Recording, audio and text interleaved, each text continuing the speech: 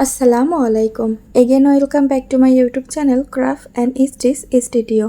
Three piece তো আমরা সকলেই খুব পছন্দ করে মানানসই ডিজাইন দেখেই কিনি। তবে এটি অনেক সময় এমনও হয় যে আমার কাঙ্ক্ষিত মাপের থেকে হাতাটি ছোট হয়ে যাচ্ছে।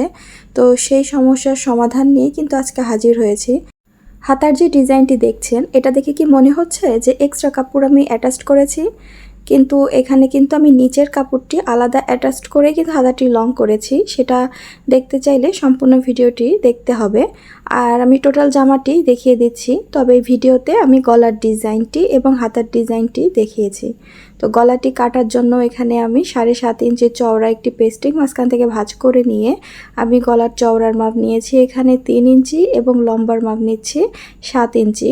নিচের থেকে 2 ইঞ্চি 2 সুতো বরাবর একটি দাগ দিব এবং এখানেও আমি 3 ইঞ্চিতে দাগ দিয়ে একটি বক্স তৈরি করে নিব এবং নিচে যে দাগটি দিয়েছিলাম সেটা 1 ইঞ্চি থেকে কিছুটা কম দিয়ে একটি রাউন্ড শেপ দিয়ে নেব এবং এই শেপটি আমি দেব হচ্ছে 1.5 ইঞ্চি পরিমাণ। তো এই শেপটি দেওয়ার পরে উপরে দেখুন আমি 1 ইঞ্চি বরাবর একটি দাগ দিয়ে সেই শেপটির সাথে এটা মিলিয়ে নিব। পরবর্তীতে এই ডিজাইনের সাইড থেকে কিছুটা পেস্টিং বাড়তি রেখে আমি পেস্টিংটি কেটে নিব এবং পেস্টিংয়ের উপরের অংশটি কাটার সময় আমি কিছুটা বাড়তি রেখে কাটি, তাহলে গলার চওড়ার মাপটি পেস্টিং করার সময় বেড়ে যায় না। তো এটা আমি কাপড়ে পেস্টিং করে নিব আয়রন দিয়ে, দেন সাইড থেকে সেলাই করে গলার ঠিক মাঝখান বরাবর আর কি কামিজের মাঝখান বরাবর বসিয়ে এটা পিন আপ করবো যাতে গলাটি কোনোভাবে সেলাইয়ের সময় সরে না যায় এবং পেস্টিংটি ঘেঁষে আমি সেলাইটি করে নিব। পরবর্তীতে 2 সুতো পরিমাণ কাপড় বাড়তি রেখেই কিন্তু আমি এই পেস্টিংটি কেটে নিব এবং পেস্টিংয়ের সাইড দিয়ে আমি ছোট ছোট করে কাটস বসাবো এবং কাটস দেওয়ার সময় খেয়াল রাখবেন যেন সুতোটি কেটে না যায়, তাহলে কিন্তু গলাটি খুলে আসবে। পরবর্তীতে এটি উল্টে আমি একদম কোনা ঘেঁষে সেলাইটি দিব এবং এই সাইডে কিন্তু আমি যেই আর কি কাপড় অ্যাটাচ করছি এগুলো লম্বা হচ্ছে 3 ইঞ্চি। তো এই ডরি লুপস মেক করা আমি একটু পরেই দেখিয়ে দিব, হাতা যখন আমি ডিজাইনটি দেখাবো তখনই দেখে নিতে পারবেন। তো দেন আমি এটা পুরো সাইড ঘুরিয়ে অপর পাশে সেম জায়গায় যখন আসবো সেখানেও কিন্তু 3 ইঞ্চি এই মানে যে দড়ি লুপসগুলো দেখাচ্ছি এইগুলা কিন্তু প্রতিটারই মাপ 3 ইঞ্চি করে।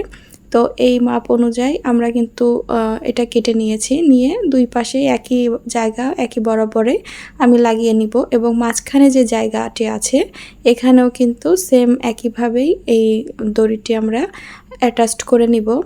এরকম সিম্পল কিছু ডিজাইন দিয়ে যদি আপনার ড্রেসকে আপনি অনেক বেশি আকর্ষণীয় করে তুলতে চান তাহলে আমার চ্যানেলটি ভিজিট করতে পারেন। সেখানে আমি এরকম ধরনের বিভিন্ন রকম ডিজাইন প্রোভাইড করেছি এবং সেটা হচ্ছে গজ কাপড়ের লেস দিয়ে ডিজাইন এবং থ্রি পিসেও বিভিন্ন ধরনের ডিজাইন দেখিয়েছি, কারণ থ্রি পিসের সকল প্রিন্টের সাথে কিন্তু সকল ধরনের ডিজাইন মানানসই হয় না। এজন্য আপনি সেখান থেকে ভিজিট করে ওভারঅল একটি আইডিয়া পেয়ে যাবেন ইনশাআল্লাহ। তো এখানে আমি হাতাটি তৈরি করব। দেখুন আমাদের হাতার লম্বা আছে কিন্তু 15 ইঞ্চি। এখন এটা আমি কিন্তু লং করে দেখাবো। তো তার জন্য দেখুন এই বরাবর আমি একটি পাইপিং ইউজ করছি। আমার জামার সাইডে যে পাইপিংগুলো ইউজ করছি সেম কালারটা দিয়েই কিন্তু এখানেও কাপড়টি 1.5 ইঞ্চি ছিল চওড়া, সেটা মাঝখান থেকে ভাঁজ করে দেন আমি চিকুন করে একেবারে পাইপিংটি অ্যাটাচড করে নিলাম।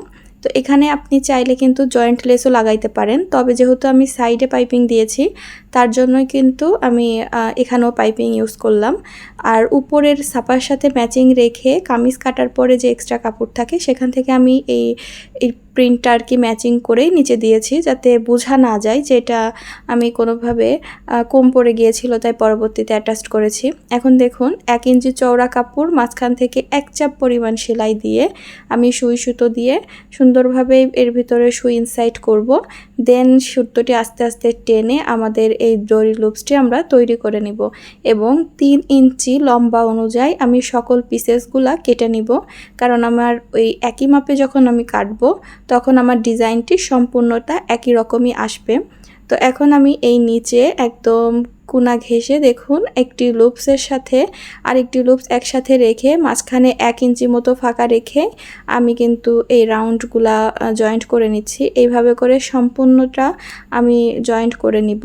পরবর্তীতে এই ডিজাইনের উপরে 2 ইঞ্চি চওড়া একটি কাপড় বসিয়ে 1 চাপ পরিমাণ একটি সেলাই দিয়ে নিব এবং এই কাপড়টি পিছন দিকে উল্টে সেটা 2 বার ভাঁজ করে সেলাইটি করব। তাহলে দেখুন ফিনিশিংটা কিন্তু অনেক সুন্দর আসছে এবং আমাদের এই ডোরি লুপসের যেই বাড়তি অংশ সেটাও কিন্তু দেখা যাচ্ছে না। এখন দেখুন কমপ্লিটের পরে আমার ঝুলটাও কিন্তু বেড়ে গিয়েছে এবং দেখতেও কত সুন্দর লাগছে।